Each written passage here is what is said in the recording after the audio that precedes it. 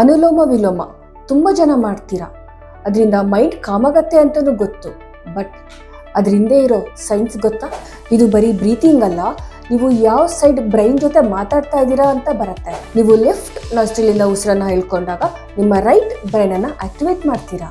ಇದು ನಿಮ್ಮ ಕ್ರಿಯೇಟಿವ್ ಮತ್ತೆ ಕಾಮ್ ಸೈಡ್, ಜೊತೆಗೆ ರೆಸ್ಟ್ ಮತ್ತೆ ಡೈಜೆಸ್ಟಿವ್ ಸಿಸ್ಟಮ್. ಈಗ ನೀವು ನಿಮ್ಮ ರೈಟ್ ನಾಸ್ಟ್ರಿಲಿಂದ ಉಸಿರನ್ನ ಹೇಳ್ಕೊಂಡಾಗ ನಿಮ್ಮ ಲೆಫ್ಟ್ ಬ್ರೈನ್ ಅನ್ನ ಆಕ್ಟಿವೇಟ್ ಮಾಡ್ತೀರಾ. ಇದು ನಿಮ್ಮ ಲಾಜಿಕಲ್, ಅನಾಲಿಟಿಕಲ್ ಮತ್ತೆ ಆಕ್ಟಿವ್ ಸೈಡ್. ಇದು ನಿಮ್ಮ ಫೈಟ್ ಆರ್ ಫ್ಲೈಟ್ ಸಿಸ್ಟಮ್. ನೀವು ಆಲ್ಟರ್ನೇಟ್ ರೈಟ್ ಮತ್ತೆ ಲೆಫ್ಟ್ ಎರಡೂ ಕಡೆ ನೀವು ಉಸಿರಾಟ ಮಾಡೋದ್ರಿಂದ ಬ್ರೈನಿನ ಎರಡೂ ಸೈಡ್ ಸಿಂಕ್ ಮಾಡ್ತೀರಾ. ಇದರಿಂದ ನೀವು ಕಾಮ್ ಮತ್ತೆ ಫೋಕಸ್ ಆಗ್ತೀರಾ, ರಿಲ್ಯಾಕ್ಸ್ ಮತ್ತೆ ಅಲರ್ಟ್ ಆಗ್ತೀರಾ. ಇದು ಬರೀ ಪ್ರಾಣಾಯಾಮ ಅಲ್ಲ, ಇದೊಂದು ನ್ಯೂರೋ ಸೈನ್ಸ್. ಪ್ರತಿಯೊಂದು ಉಸಿರಲ್ಲೂ ನಿಮ್ಮ ನರ್ವ್ ಸಿಸ್ಟಮ್ ಅನ್ನ ಬ್ಯಾಲೆನ್ಸ್ ಮಾಡ್ತೀರಾ. ಇದು ಮೈಂಡ್ ಬ್ಲೋಯಿಂಗ್ ಅಲ್ವಾ?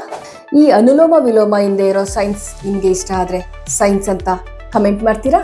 ಮರಿಬೇಡಿ, ಲೈಕ್, ಸಬ್ಸ್ಕ್ರೈಬ್ ಮತ್ತೆ ಶೇರ್ ಮಾಡಿ. ಬಾಯ್.